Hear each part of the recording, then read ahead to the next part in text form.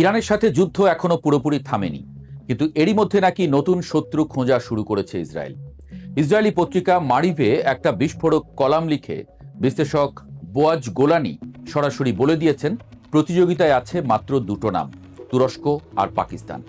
আর ঠিক সেই মুহূর্তে আঙ্কারা থেকে তুরস্কের পররাষ্ট্রমন্ত্রী হাকান ফিদান পাল্টা গর্জন ছেড়েছেন। ইরানের পর ইসরায়েল শত্রু ছাড়া বাঁচতে পারে না। বিশ্লেষকদের মতে মধ্যপ্রাচ্যের এই নতুন যুদ্ধের সংকেত এখন আর শুধু আরব মরুভূমিতে সীমাবদ্ধ নেই, আগুনের লেলিহান শিখা ছড়িয়ে পড়ছে ভূমধ্য সাগরের নীল জলেও। টেকনিয়ন বিশ্ববিদ্যালয়ের অধ্যাপক ও পররাষ্ট্রনীতি বিশ্লেষক বোয়াজ গোলানির কথাটা বুঝতে হলে একটু পেছনে তাকাতে হবে।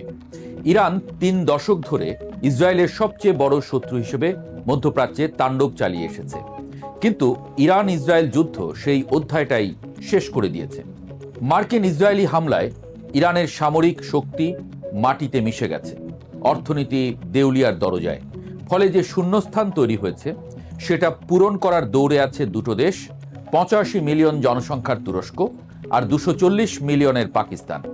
গোলানির সতর্কবার্তা ছিল পরিষ্কার, এই দুটির মধ্যে কোনটা সামনে আসবে সেটা ইসরায়েলের হাতে নেই, কিন্তু দুটো পথই প্রায় সমান বিপজ্জনক।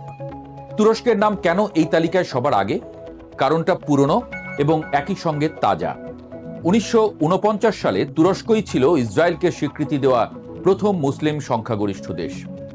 দশকের পর দশক দুই দেশের মধ্যে সামরিক ও ব্যবসায়িক সম্পর্ক ছিল গভীর, কিন্তু 2010 সালে মাভি মর্মরা জাহাজে ইসরায়েলি কমান্ডোদের হামলায় 10 তুর্কি নাগরিক নিহত হবার পর সেই সম্পর্কে ফাটল ধরে। গাজা যুদ্ধের পর সেই ফাটল পরিণত হয়েছে গভীর খাদে। এরদোয়ান নেতানিয়াহুকে সরাসরি এ যুগের হিটলার বলেছেন, আর ইসরায়েলের সাবেক প্রধানমন্ত্রী নাফতালি বেনেট পাল্টা ঘোষণা দিয়েছেন তুরস্কই নতুন ইরান। 2026-এর ইরান যুদ্ধে এই দূরত্ব আরও বেড়েছে।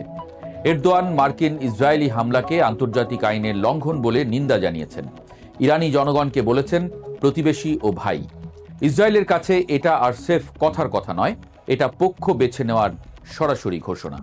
তুরস্কের পররাষ্ট্রমন্ত্রী ফিদান কিন্তু চুপ করে বসে নেই। আন্তালিয়া কূটনীতি ফোরামের ফাঁকে দেওয়া একটা সাক্ষাৎকারে তিনি ইসরায়েলের পুরো কৌশলটাই খুলে বলেছেন। ফিদানের কথা হলো, ইরানের পর ইসরায়েল শত্রু ছাড়া বাঁচতে পারে না। শুধু নেতানিয়াহু সরকার নয়, বিরোধী দলের কিছু মহলও তুরস্ককে নতুন শত্রু বানানোর জন্য মরিয়া হয়ে উঠেছে।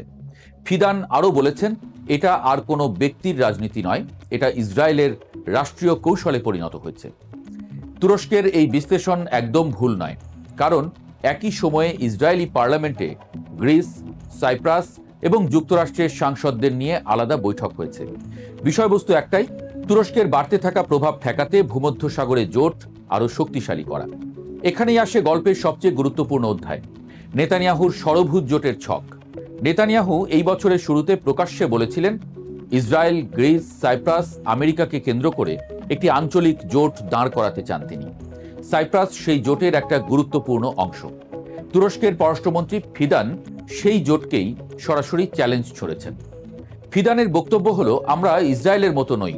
তারা মুসলিম দেশগুলোর বিরুদ্ধে গ্রিস ও সাইপ্রাসকে নিয়ে সামরিক জোট তৈরি করেছে।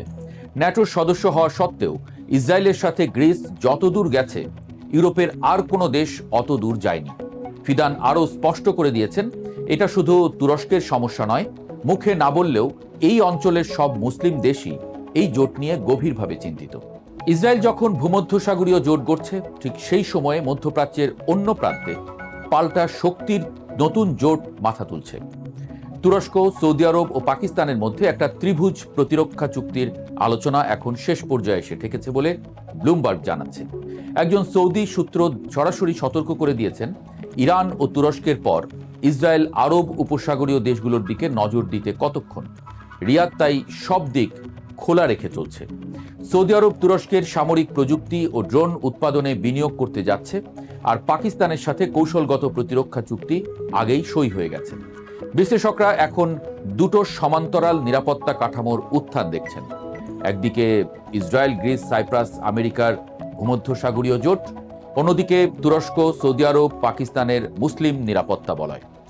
এই দুই ব্লকের টানাটানি ভবিষ্যতে দক্ষিণ এশিয়া থেকে পূর্ব ভূমধ্যসাগর পর্যন্ত একটা বড় মেরুকরণ তৈরি করবে। একদিকে পাকিস্তান, সৌদি আরব, মিশর, তুরস্ক, অন্যদিকে ইসরায়েল, ভারত, সংযুক্ত আরব আমিরাত, গ্রিস। ওয়াশিংটন এই পুরো ছকে একটা অদ্ভুত সমস্যায় পড়েছে। আমেরিকার বিশেষ দূত টম ব্যারাক আন্তালিয়া ফোরামে পরিস্থিতি ঠান্ডা করতে বলেছেন, তুরস্ক ইসরায়েল উত্তেজনা আসলে কথার লড়াই, সত্যিকারের সংঘর্ষ নয়। ব্যারাকের মতে জ্বালানি নিরাপত্তার স্বার্থেই দুই দেশের একসঙ্গে কাজ করা দরকার, কারণ তুরস্কের মধ্য দিয়ে তেল, গ্যাস আর ইন্টারনেটের কেবল যায়। কিন্তু বাস্তবতা হলো, ট্রাম্প একদিকে ইসরায়েলের সবচেয়ে বড় সামরিক মিত্র, অন্যদিকে এরদোয়ানের সাথে তার ব্যক্তিগত সম্পর্কও ভালো। এই দুই মিত্রের মাঝখানে পড়ে আমেরিকার কূটনীতি এখন তীব্র চাপে। পাকিস্তানের প্রসঙ্গটাও কম গুরুত্বপূর্ণ নয়। গোলানির বিশ্লেষণে পাকিস্তানকে তুরস্কের প্রতিযোগী হিসেবে দেখানো হলেও বাস্তবে দুটো দেশ বিপরীত দিকে নয়, একই দিকে হাঁটছে। ইরান আমেরিকা যুদ্ধের মধ্যস্থতা করে ইসলামাবাদ আপাত দৃষ্টিতে নিরপেক্ষ মধ্যস্থতাকারী ভূমিকা নিয়েছে, কিন্তু আটলান্টিক কাউন্সিলের বিশ্লেষক মাইকেল কুগলম্যান মনে করেন পাকিস্তান আসলে নিরপেক্ষ নয়, এটা একটা সুচতুর কৌশলগত অবস্থান মাত্র। পাকিস্তানের প্রতিরক্ষা মন্ত্রী ইসরায়েলকে মানবজাতির অভিশাপ বলে যে মন্তব্য করেছেন, তা ইসরায়েলের কাছে স্পষ্ট বার্তা, ইসলামাবাদ কখনোই সত্যিকারের নিরপেক্ষ মধ্যস্থতাকারী নয়। জার্মান পত্রিকা ডি ওয়েল্ট সরাসরি প্রশ্ন তুলেছে, ইরানের পর কি ইসরায়েল তুরস্ককে আঘাত করবে? সেই প্রশ্নের উত্তর এখনো অনিশ্চিত, কিন্তু ইঙ্গিতগুলো ভয়ঙ্কর। দুই নেতার ব্যক্তিগত বিদ্বেষ এখন রাষ্ট্রীয় নীতিতে রূপ নিয়েছে। তুরস্কের আদালত নেতানিয়াহু সহ ৩৫ ইসরায়েলি কর্মকর্তার বিরুদ্ধে ১০০০ বছরের সাজার মামলা ঠুকে দিয়েছে। ইসরায়েলি কনসুলেটে হামলা, গাজা ফ্লোটিলা নিয়ে দ্বন্দ্ব, সিরিয়ায় পাল্টাপাল্টি প্রভাব বিস্তার, সবকিছুই একটা বিন্দুর দিকে এগোচ্ছে। মধ্যপ্রাচ্যের বালুচরে যে নতুন যুদ্ধের মানচিত্র আঁকা হচ্ছে, তাতে আর কেবল ইরানের নাম নেই।